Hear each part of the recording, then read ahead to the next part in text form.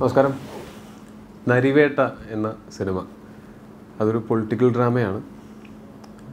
അത് സംവിധാനം ചെയ്യുന്നത് എൻ്റെ വളരെ അടുത്ത സുഹൃത്തായിട്ടുള്ള അനുരാജ് മനോഹറാണ്. നരിവേട്ട എന്നുള്ള സിനിമ കുറച്ചും കൂടി ലാർജർ സ്കെയിപ്പിൽ പറയുന്ന ഒരു സിനിമയാണ്. എഴുത്തുകാർ പൊതുവെ എപ്പോഴും കഥകൾ അന്വേഷിക്കും. ഇരിപ്പിലും നടപ്പിലും സ്വപ്നത്തിലും ആളുകളോടുള്ള സംസാരത്തിലും കാണുന്ന കാഴ്ചകളിലും നമ്മൾ സ്ക്രോൾ ചെയ്ത് വിടുന്ന റീൽസിലും സോഷ്യൽ മീഡിയ പോസ്റ്റുകളിലും ഒക്കെ കഥ കണ്ടെത്താനുള്ള ഒരു 360 ഡിഗ്രി ക്യാമറ എപ്പോഴും തലയിൽ ഇങ്ങനെ ഓണായിട്ടുണ്ടാവും. പക്ഷേ ചില കഥകൾ നമ്മൾ പോലും അറിയാതെ നമ്മളിലേക്ക് വരും. നരിവേട്ടയും അങ്ങനെയായിരുന്നു. വളരെ അപ്രതീക്ഷിതമായിട്ടാണ് ഈ കഥയുടെ ഒരു ഐഡിയ കിട്ടുന്നത്. അപ്പോൾ അതിനകത്തൊരു പൊട്ടൻഷ്യൽ ഉണ്ടെന്നുള്ളൊരു തോന്നലാണ് അത് ഡെവലപ്പ് ചെയ്യുന്നത്, പ്രൊസീഡ് ചെയ്യുന്നു.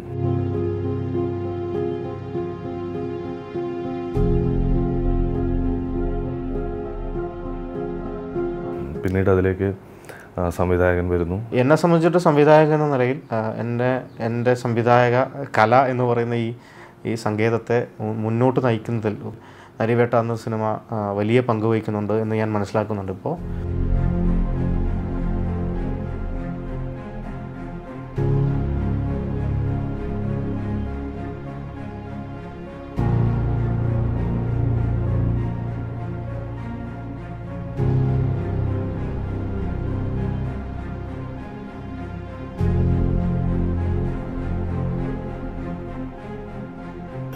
Okay, nice.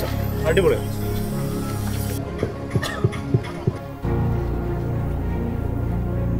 Action.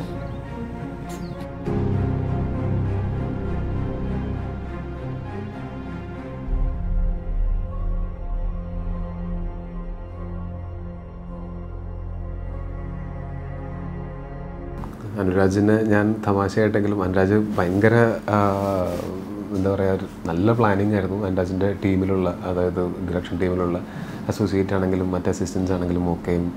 അപ്പോൾ അതിനകത്ത് ചീഫ് അസോസിയേറ്റുള്ള രതീഷ് ചേട്ടൻ, അദ്ദേഹത്തിൻ്റെ തീർച്ചയായിട്ടും അദ്ദേഹത്തിൻ്റെ ചാർട്ടിങ് നമ്മുടെ സിനിമയ്ക്ക് ഭയങ്കര ഗുണമായിരുന്നു. അപ്പോൾ ഞാനിങ്ങനെ ഇടയ്ക്ക് പറയും ഭയങ്കര റിലാക്സ്ഡ് ആയിട്ടാണ് നമ്മുടെ ഷൂട്ട് പോകുന്നത്.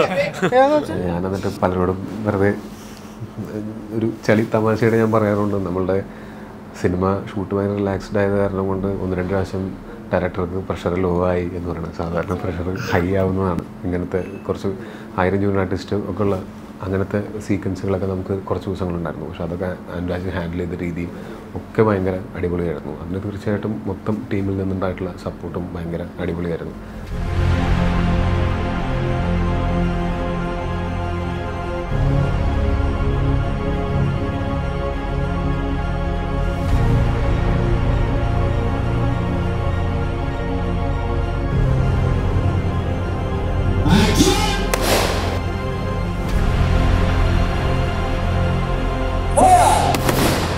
அண்டு எனக்கு இந்த படத்தில் ரொம்ப அட்ராக்ட் பண்ணது வந்து அவங்க ஜூனியர் ஆர்டிஸ்ட்டை செலக்ட் பண்ணியிருந்தது. இந்த படத்தில் வந்து ஒரு மலை ஜாதி மக்கள் தேவைப்பட்டாங்க. എൻ്റെ കൂടെ ഈ ചിത്രത്തിൽ അഭിനയിക്കാൻ ഗോത്ര സമൂഹത്തിലെ കുറേ സഹോദരങ്ങളുണ്ടായിരുന്നു.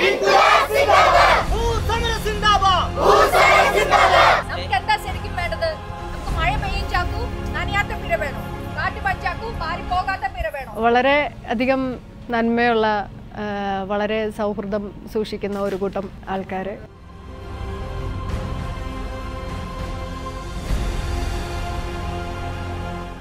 ஒரு மலை ஜாதி மக்களோட முகங்கள் எல்லாம் எனக்கு ஒரு ஃப்ரேம் பார்க்கும்போது எனக்கு அப்படியே பார்த்துட்டே இருந்தேன். இந்த முகம் தானே தேவை இந்த ஃப்ரேமுக்கு. அது கரெக்டாக பிடிச்ச ஒரு நம்ம யூனியன், நம்ம ஜூனியர் ஆர்டிஸ்ட் அப்படின்னு சொல்லி அவங்களே கொண்டு வந்து ஒரு மேக்கப் போட்டு உட்கார வைக்காமல் ஒரு ரியல் மலைவாழ் மக்கள், அதாவது அந்த ட்ரைப்ஸ் அப்படின்றவங்கள கொண்டு வந்து உட்கார வச்சு அவங்கள்ட்ட நடிப்பு வாங்கினது, அவங்கள நடிக்க வச்சது, அவங்க இதுக்கு கோஆப்ரேட் பண்ணது ரொம்ப ഇതാ ഇരുന്നത്. അവർ വളരെ ഭംഗിയായിട്ട് അവരുടെ ക്യാരക്ടേഴ്സൊക്കെ ചെയ്യേണ്ടത് നിങ്ങൾ മൂവി കണ്ടു കഴിയുമ്പോൾ നിങ്ങൾക്ക് മനസ്സിലാവും. ഒട്ടും എന്താ ഒരു എക്സ്പീരിയൻസ്ഡ് ആയിട്ടുള്ള ആക്ടേഴ്സിൻ്റെ ഒരു പെർഫോമൻസ് ആയിരുന്നു അവർ കാഴ്ചവെച്ചത്. എന്നെ പിന്നെ പാട്ടം ഞാൻ ചോദിച്ചേ താമിങ്ക് കേക്കാണ് ഇന്നലെ വാളെ എന്നെ നട്ട ചീരം വെക്കാൻ വെച്ചിട്ട് തുപ്പുത്തായി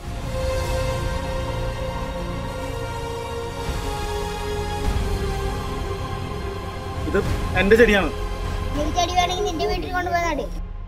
മറ്റുള്ള സിനിമയെ വെച്ച് നോക്കുന്നതിൽ ഏറ്റവും കൂടുതൽ ക്രൂ ഉണ്ട് മേക്കപ്പിൽ തന്നെ വെച്ചിട്ടുണ്ടെങ്കിൽ ഒരു ഫ്രെയിമിൽ ഒരുപാട് ആർട്ടിസ്റ്റുകളും ഒരുപാട് ജൂനിയേഴ്സും ഉള്ളത് കൊണ്ട് എൻ്റെ കൂടെ തന്നെ വർക്ക് ചെയ്യുന്ന ഒരുപാട് അസിസ്റ്റൻസുകളും മേക്കപ്പ്മാരുമുണ്ട്. മറ്റുള്ള സിനിമയിലെ പോലെയല്ല ഒരു 500-1000 പേരോളം ഒരുമിച്ച് റെഡിയാക്കേണ്ട സാഹചര്യങ്ങൾ വന്നിട്ടുണ്ട്.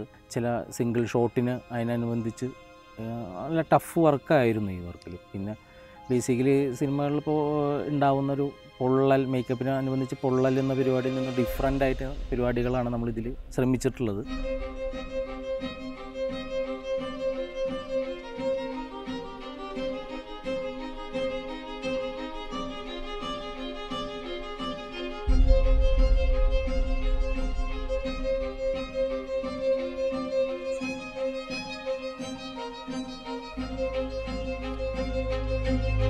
ഒരു ഫിലിം എന്ന് പറയുന്നത് it's not a one man show, this all part of group.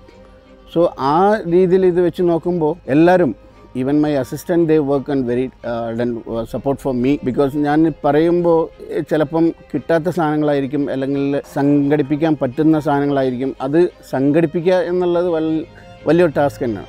അതുപോലെ തന്നെയാണ് നമ്മൾ ഓരോ സാധനങ്ങൾ നമ്മൾ ചെയ്യുമ്പോഴും അത് പറഞ്ഞു കഴിഞ്ഞാൽ അവർ എവിടെ നിന്ന് സോഴ്സ് ചെയ്യുന്നു, എങ്ങനെ കൊണ്ടുവരുന്നു എന്നുള്ളതിനെ കുറിച്ചൊക്കെ വളരെ ഡീറ്റെയിൽഡ് ആയിട്ട് എന്തായിരിക്കും സാധനം വേണ്ടത് എന്നുള്ളത് പോലും മനസ്സിലാക്കാൻ പറ്റുന്ന ഒരു ആളുകളാണ് എൻ്റെ കൂടെ വർക്ക് ചെയ്തത്. അപ്പോൾ so I have to say thanks for dum.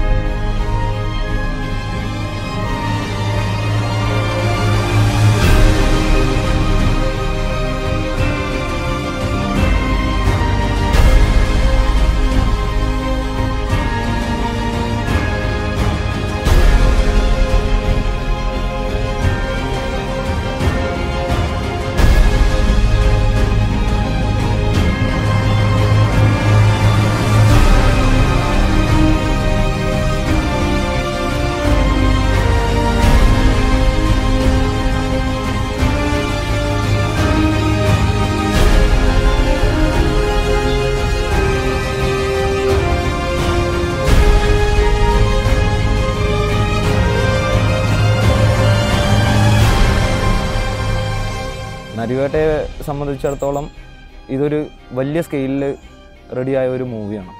ഇത് കുറച്ച് പച്ചയായ മനുഷ്യരുടെ ചോരയും നീരും ചാലിച്ചെഴുതിയ പകർപ്പ് തന്നെയാണ് ഈ സിനിമ. ഇതിൽ കുറേ പേർക്ക് ഇതിനെക്കുറിച്ച് അറിയാം. ഇതൊരു റിയൽ ഇൻസിഡൻ്റ് ആയത് കാരണം കുറേ പേർക്ക് ഇതിൻ്റെ അറിവുണ്ടാവും, കുറേ പേർക്ക് ഇതിൻ്റെ അറിവുണ്ടാവില്ല. 2003 നമ്മുടെ വയനാട്ടിലെ മുത്തങ്ങയിൽ നടന്ന സംഭവത്തെ ശരിക്കും പകർത്തിക്കൊണ്ട് തന്നെയാണ് ഈ ഒരു സിനിമ ഞങ്ങളിവിടെ ചിത്രീകരിച്ചത്. ഇതിലെ ഒരുപാട് റിസ്കി മൊമെൻറ്റ്സും ഒരുപാട് പച്ചയായ സംഭവങ്ങളും തന്നെയാണ്. കമേഴ്ഷ്യലായിട്ട് നമ്മളിതിൽ ഒന്നും പറയാൻ ഉദ്ദേശിക്കുന്നില്ല. പക്ഷേ കുറച്ച് മനുഷ്യരുടെ പച്ചയായ ജീവിതം നമ്മളിവിടെ സിനിമയായി ചിത്രീകരിച്ചു. അതിലൊരുപാട് സന്തോഷങ്ങൾ നിറഞ്ഞ മൊമെൻറ്റ്സ് ഉണ്ടായി, ഒരുപാട് കഷ്ടപ്പാടുകളുണ്ടായി.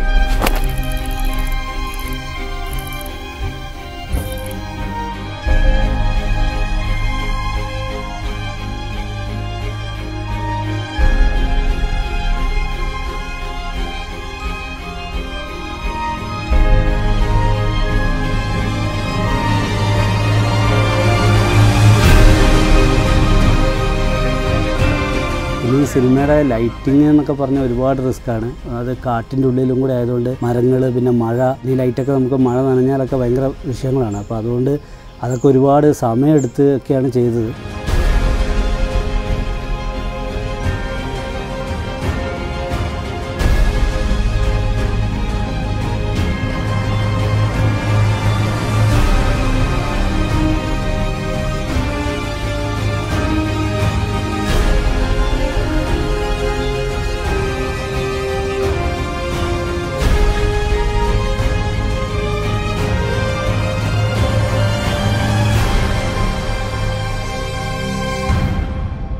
ദിവസമാണ് ഡയറക്ടറുടെ നിന്ന് നല്ല രീതിയിൽ ചീത്ത കേട്ടു. അന്ന് എന്ന് പറഞ്ഞു കഴിഞ്ഞാൽ നമുക്ക് ഷൂട്ട് നടത്താൻ അത് ഡയറക്ടർ പറയുന്നതിന് അങ്ങനത്തെ കുഴപ്പമൊന്നുമില്ല.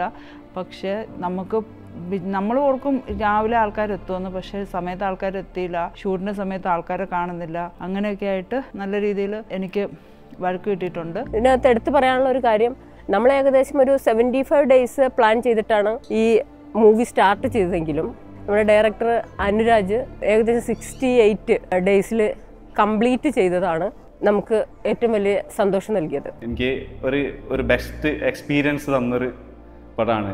മാത്രമല്ല ഇത് സാധാരണ സിനിമകൾ ചെയ്യുന്നത് പോലെ ഒരുപാട് പ്രശ്നങ്ങൾ, ഓൾമോസ്റ്റ് എല്ലാ ദിവസവും മഴ ഉണ്ടായിരുന്നു, അതിൻ്റെ ഒരു പ്രശ്നങ്ങളുണ്ടായിരുന്നു. പക്ഷേ നമ്മൾ ഫാസ്റ്റായിട്ട് ഒരു ദിവസം പോലും ഷൂട്ട് മുടക്കാതെ ആ സിനിമകൾ കൊണ്ടുപോകുന്ന രീതി, വളരെ പ്രോപ്പറായിട്ട് ഓർഗനൈസ് ചെയ്ത സിനിമ കൊണ്ടുവന്ന രീതിക്ക് എനിക്ക് ഭയങ്കര ഒരു പഠനം തന്നെയായിരുന്നു. ഒരു ടീം വർക്ക് എന്ന് പറയാവുന്ന ഏറ്റവും നല്ല ഉദാഹരണങ്ങളൊന്നായിരിക്കും ഈ സിനിമ. കാരണം ഏകദേശം ഒരു 250-260ഓളം ക്രൂസും ദിവസങ്ങളോളം ഒരു 1000-800 ജൂനിയർ ആർട്ടിസ്റ്റും പിന്നെ വയനാട് പോലത്തുള്ള ഒരു സ്ഥലത്തുള്ള തണുപ്പും മഴയും അട്ടകളും ഇതിനെല്ലാത്തിനെയും ഞങ്ങളെല്ലാവരും ഒരു ടീം വർക്കായി തരണം ചെയ്ത് ഈ പടം ഇതിൻ്റെ അവസാന ഒരു സ്റ്റേജിലെത്തിയിരിക്കുക. ഇതിനകത്ത് എടുത്തു പറയേണ്ട ഇത് നമ്മളെ യൂണിറ്റ് ആയാലും പ്രൊഡക്ഷൻ ടീമായാലും മേക്കപ്പ് ടീമായാലും ആർട്ട് ടീമായാലും മൊത്തം ഞാൻ എടുത്ത് ഓരോരുത്തരുടെ പേരുകൾ പറയുന്നില്ല എന്നുള്ളതേ ഉള്ളൂ.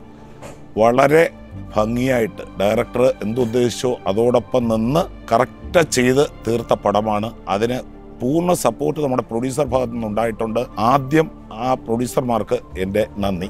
ഇന്ത്യൻ സിനിമാ കമ്പനിയെ കുറിച്ചാണ്. അതിനകത്തുള്ള ഓരോരുത്തർക്കും എൻ്റെ നന്ദി അറിയിക്കുന്നു. കാരണം അവരും നല്ല രീതിയിൽ സഹകരിച്ചിട്ടുണ്ട് നമ്മുടെ കൂടെ എല്ലാ കാര്യങ്ങൾക്കും. നമുക്ക് എന്തെങ്കിലും തെറ്റുപറ്റി പറ്റിയിട്ടുണ്ടെങ്കിൽ പോലും അവരും നമ്മുടെ കൂടെ സഹകരിച്ച് മുന്നോട്ട് പോയിട്ടുണ്ട്. അപ്പോൾ അങ്ങനെ ഒരു എക്സ്പീരിയൻസും കൂടെ ഇത് ഇത്രയും കാലമായിട്ട് പ്രൊഡ്യൂസർ ടീമിൽ നിന്ന് അത്രയും ഒരു എക്സ്പീരിയൻസ് കിട്ടിയിട്ടില്ലെങ്കിൽ പോലും ഇത് നല്ലൊരു എക്സ്പീരിയൻസ് ആയിരുന്നു ഇന്ത്യൻ സിനിമാ കമ്പനിയുടെ കൂട്ടത്തിൽ വർക്ക് ചെയ്തത്. നരിവേട്ട ഇന്ത്യൻ സിനിമാ കമ്പനിയുടെ ആദ്യത്തെ പ്രൊഡക്ഷനാണ്. സോ ഇന്ത്യൻ സിനിമാ കമ്പനിയുടെ ആദ്യത്തെ പ്രൊഡക്ഷനിലൊരു ഭാഗമാവാൻ പറ്റിയത് എനിക്ക് വലിയൊരു കാര്യമായിട്ടാണ് തോന്നുന്നത്.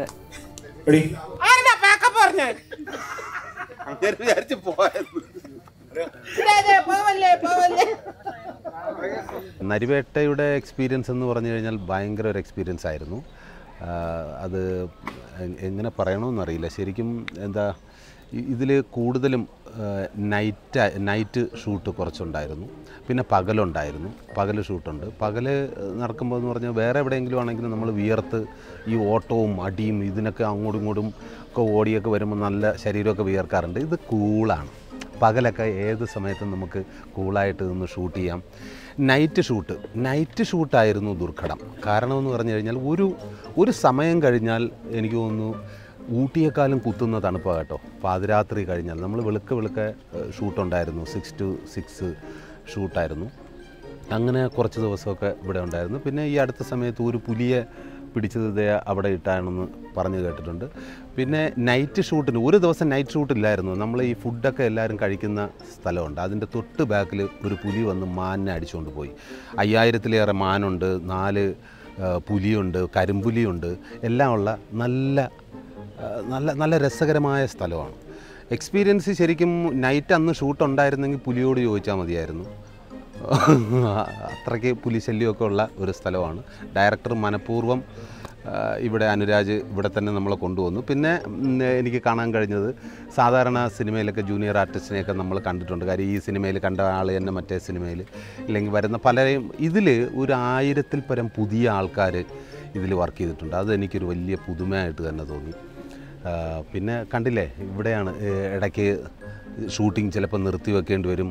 ഇങ്ങനെ മഞ്ഞ് വന്നുകൊണ്ടിരിക്കുന്നത്. ഇപ്പോഴും മഴയാണോ? മഴയൊക്കെ ഉണ്ട് കേട്ടോ, ഇടയ്ക്കൊക്കെ നല്ല മഴയാണ്. Thank you Anuraj. എല്ലാ ക്രൂവിനോടും എൻ്റെ താങ്ക്സ് അറിയിക്കുകയാണ്. ശരിക്കും ഇവിടുന്ന് പോകുന്നത് ഭയങ്കര വിഷമിച്ചിട്ടാണ്. കാര്യം പോകാൻ തോന്നില്ല ഇവിടെ വന്നു കഴിഞ്ഞാൽ, പ്രത്യേകിച്ച് വയനാട് വന്നു കഴിഞ്ഞാൽ. അത്ര നല്ല കാലാവസ്ഥയാണ്. പാതിരാത്രി ഒന്നും ഇറങ്ങി നടക്കാനൊന്നും തോന്നണ്ട, നല്ല തണുപ്പുണ്ട് കേട്ടോ, സത്യം. കണ്ടല്ലോ, എന്താ ഇത് കറക്കിയെടുത്തോ എല്ലാവരെയും? ആഹാ, കണ്ട, ഇതൊക്കെയാണ് നമ്മുടെ ഏരിയ. ഓക്കെ അല്ലേ? Okay, thank you Anuraj. അപ്പോൾ അടുത്ത പടം എത്രയും പെട്ടെന്ന് തന്നെ, പൈസ നോക്കണ്ട, ചാമ്പ്യക്ക് കേട്ടാ.